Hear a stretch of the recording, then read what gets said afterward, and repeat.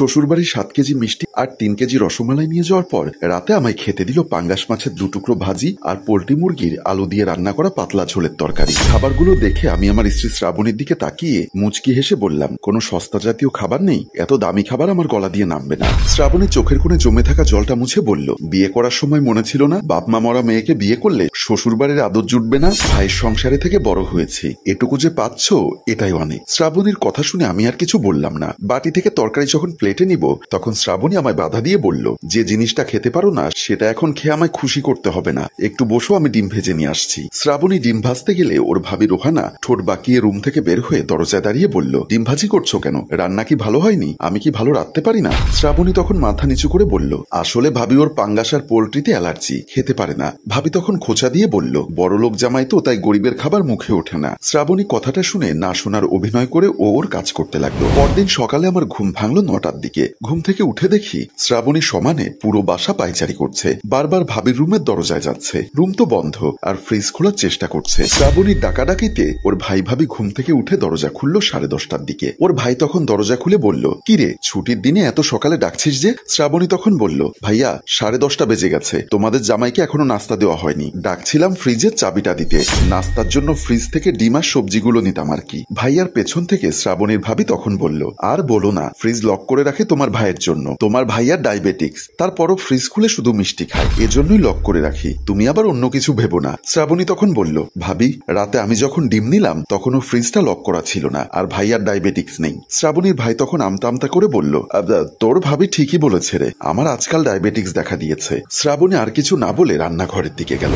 সকালে নাস্তা দিতে দিতে বেজে গেল 11:30। আমি নাস্তার টেবিলে বসে শ্রাবণীকে আস্তে করে বললাম, কি দরকার ছিল নাস্তা বানানো, আর একটু পর না হয় দুপুরের খাবারটাই একবারে খেয়ে নিতাম। আমার কথা শুনে শ্রাবণী যখন রাগী চোখে আমার দিকে তাকালো তখন আমি আর কিছু না বলে চুপচাপ নাস্তা করে নিলাম। ভেবেছিলাম নাস্তার পর আরাম করে একটু ঘুম দিব, তাই আগেই শ্রাবণী এসে বলল, অনেক হয়েছে শ্বশুরবাড়ি থাকা, তাড়াতাড়ি তৈরি হয়ে নাও, এক্ষুনি বাসায় যাব। আমি অবাক হয়ে বললাম, গতকাল বিকালে আসলাম আর আজকেই চলে যাব? আমি তো ভেবেছিলাম কয়েকদিন শ্বশুরবাড়ি থাকবো। শ্রাবণী রেগে গিয়ে বলল, তোমার কিসের শ্বশুরবাড়ি? তোমার শ্বশুরও বেঁচে নেই, শাশুড়িও বেঁচে নেই, তাই তোমার কোনো শ্বশুরবাড়িও নেই। শ্রাবণীর আগে কথাগুলো বলছিল আর ওর 2 গাল বেয়ে অনবরত জল পড়ছিল।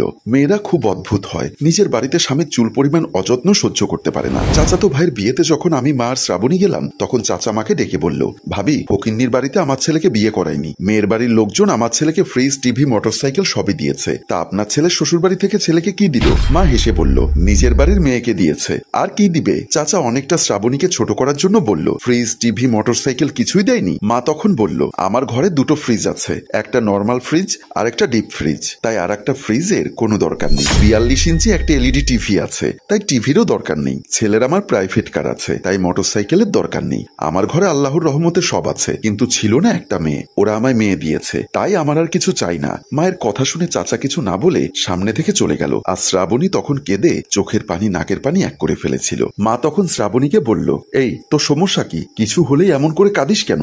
এত সুন্দর করে সেজেছিলি আর এখন কেঁদে সব নষ্ট করলি? শোন মা, 16 বছর বয়সে আমার বিয়ে হয়েছিল, এই ছোট্ট বয়সে চুপচাপ সংসারের জন্য দিনরাত খেটেও কোনো সম্মান পেতাম না। শাশুড়ি, ননদ, দেবর সবার শুধু আমার বিরুদ্ধে অভিযোগ থাকতো। একসময় বুঝলাম আমার চুপ থাকাটাই আমাকে কথা শোনানোর কারণ, তারপর থেকে আর চুপ থাকিনি, সবার দোষগুলো আঙ্গুল দিয়ে দেখিয়ে দিয়েছি। একটা কথা মনে রাখবি, যখনই তোর উপর অন্যায় হবে তখনই প্রতিবাদ করবি, যদি চুপচাপ থেকে সহ্য করে যাস তাহলে কিন্তু এই চোখের জল ফেলতে হবে। শ্রাবণী তখন শাশুড়িকে জড়িয়ে ধরে। শ্রাবণীর ভাই ভাবি আমাদের বাসায় আসবে, আর এটা শুনে শ্রাবণী আমার হাতে লম্বা একটা বাজারের লিস্ট ধরিয়ে দিল, বলল, দেখে দেখে এসব নিয়ে আসবে। আমি লিস্ট দেখে মাকে ডেকে বললাম, মা আমি তো ভেবেছিলাম 1 কেজি ওজনের পাঙ্গাস আর 1.5 কেজি ওজনের একটা পোল্ট্রি মুরগি আনবো, কিন্তু তোমার বৌমা যে লিস্ট দিল তাতে তো দেখছি পুরো বাজার মাথায় করে তুলে আনতে হবে। আমার কথা শুনে মা কিছুটা বিরক্ত হয়ে বলল, সব সময় বউয়ের পিছনে লাগিস কেন? যা তো সামনে থেকে, যা আনতে বলেছে সেগুলো নিয়ে আয়। শ্রাবণী মুখ কালো করে একপাশে দাঁড়িয়ে রইল। আমি আর কথা বাড়ালাম না, বাজারের দিকে চলে গেলাম। সেদিন 3 পদের গোশতের সাথে 4 পদের মাছের তরকারি সেদিন রান্না করেছিল শ্রাবণী ওর ভাই ভাবির জন্য। ভাবি যখন খাচ্ছিল তখন আমি ওনার কানের কাছে আস্তে করে মুচকি হেসে বললাম, বড়লোক জামাইয়ের বড়লোকই খাবার গলা দিয়ে নামছে তো? আমার কথা বুঝতে পেরে শ্রাবণীর ভাবি চোখ বড় বড় করে ফেললো, চুপচাপ খাওয়া শুরু করলো। খাওয়া দাওয়া শেষে ড্রয়িং রুমের সবাই যখন বসেছিলাম তখন শ্রাবণীর ভাই শ্রাবণীকে বলল, আসলে আমি এসেছিলাম একটা দরকারে, তোর স্বামীর তো অনেক আছে, আর আমার অবস্থা খুব একটা ভালো যাচ্ছে না। আমি চাচ্ছিলাম তোর নামে যে জমিটা লিখে দিয়েছিল সেটা বিক্রি করে ব্যবসার কাজে লাগাতে। তুই এই জমিটার দাবি ছেড়ে দে। শ্রাবণী তখন কেঁদে দিয়ে বলল, আমি কেন দাবি ছাড়বো? আর এই দাবি আছে বলেই বাপের বাড়ি গিয়ে আমার জামাই আর আমি এখনো পাঙ্গাসের ভাজি আর পোল্ট্রি মুরগির ঝোল দিয়ে 4টা ভাত খেতে পারি। এখন যদি দাবি ছেড়ে দেই তাহলে তুমি আর তোমার বউ আমাকে আর আমার স্বামীকে ফকির মিসকিন ভেবে তাড়িয়ে দিবে। তোমার অবস্থা এতটাও খারাপ হয়নি যে তোমার ছোট বোনের জামাই গেলে একবেলা ভালো কিছু খাওয়াতে পারবে না। আমার জামাই তো আর প্রতিদিন তোমার বাসায় বসে থাকে না। শ্রাবণী এবার ওর ভাবির দিকে তাকিয়ে বলল, আমার ভাই যখন তোমাদের বাড়ি যায় তখন কি তুমি ভাইয়াকে সকাল 8টার নাস্তা দুপুর 12টায় দাও নাকি? আর আমি এতটাও ছোট লোক না যে তোমাদের আড়ালে ফ্রিজ থেকে কিছু নিয়ে আমার স্বামীকে খাওয়াবো।